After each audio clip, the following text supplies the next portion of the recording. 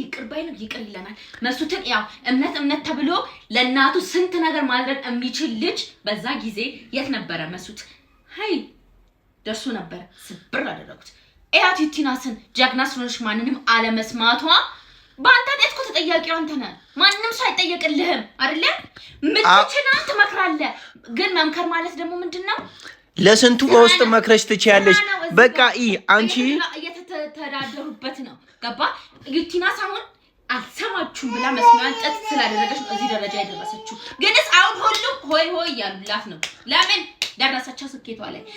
እስኪያውና ያ 30 አመት ሴሊ 30 አመት ሲሞላት ይሄው ሳታገባ 30 አመት ሞላት አሁን ማን ያገባታል ይባላል በትሞትስ በ30 አመቷ በወጣትነቷ ሞተች ምን እንትና ለሲያን እሷ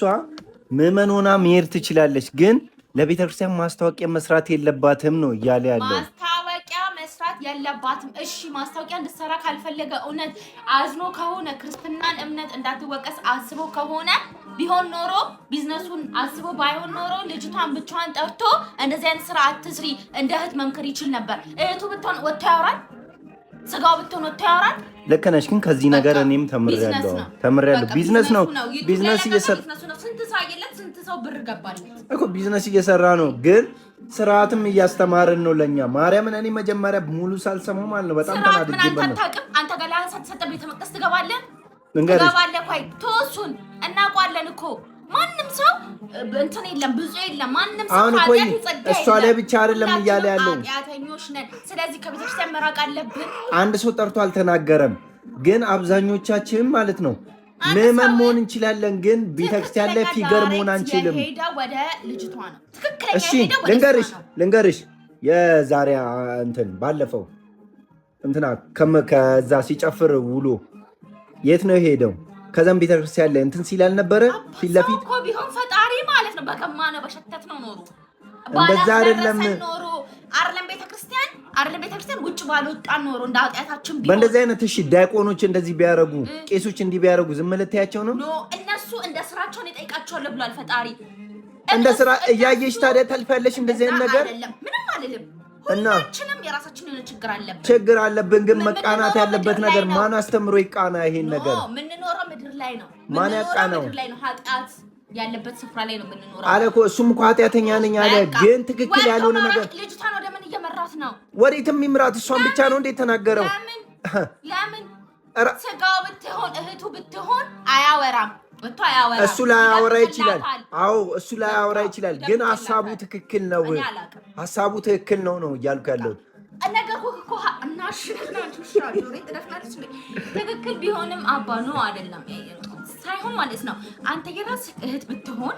ሚዲያ ላይ ተቀባይነት ስላለ ብቻ ወጣ እህቴ እንደዚህ ያደረግሽ እህቴ እንደዚህ ሆንሽ ትላላ አሳልፈት ትሰጣለህ ስለሱ አታስቢ ቤተክርስቲያን ከቤተሰብ በላይ ናት ላያደርግ ይችላል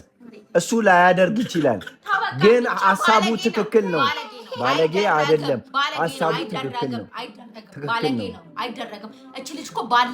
ባላት ተሰሚነት ቢያንስ ማለት ነው እዚህ ጋር 10000 ፎሎወር ቀልድ አይደለም እኔ አሁን ለምሳሌ 10000 ፎሎወር ቢኖረኝ ወጥቼ ባካችሁ እርዱኝ ወይ እርዱልኝ ኤኬሌን ብል ሳይረዳልኛል ገብቷል አይደል እቺ ልጅ ተቀባይነት እንዳላት ስለታወቀ ነው ቤተክርስቲያንም ታምጣልኝ ተሰብስብልኝ ማስታወቂያ እንድትሰራ ያደረጓት ገብቷል አይደል ግን እኔ የሆነ ነገር ታመጣለሽ ተብሎ ስለታሰበ ነው ቢያንስ መማሪያ የሚሆን ሰው ፈራጅነት አይደለም ግን ፊገር መሆን የለባትም ቤተክርስቲያን ላይ ማለት ነው ምዕመን ሆና ለምን ትቀይራለች ይሄ ነው ማርያም ክርስትናነት ይሄ ነው የሆነ ሰው ትንሽ ስተከሰራ ከዛ ቦታ ለማሸሽ ለምን በሚስጥር አንመክርም ለምን ሚዲያ ላይ ይወጣል ለምን አይደለም ስሚ እቺ ልጅ ምዕመን ሆና መቀጠላችም እሷ ስላልሰበሰበች ቤተክርስቲያኑ ይፈርሳል ምን ይሆናል ቤተክርስቲያኑ እሷ ስላልሰበሰበች ወይ ደግሞ ሌላ ነገር ራሷ ላይ እንድታደርግ ይገመራል ተቀየር ከፈለገች እምነቷን ከፈለገች ተቀየር ይሄ ነገር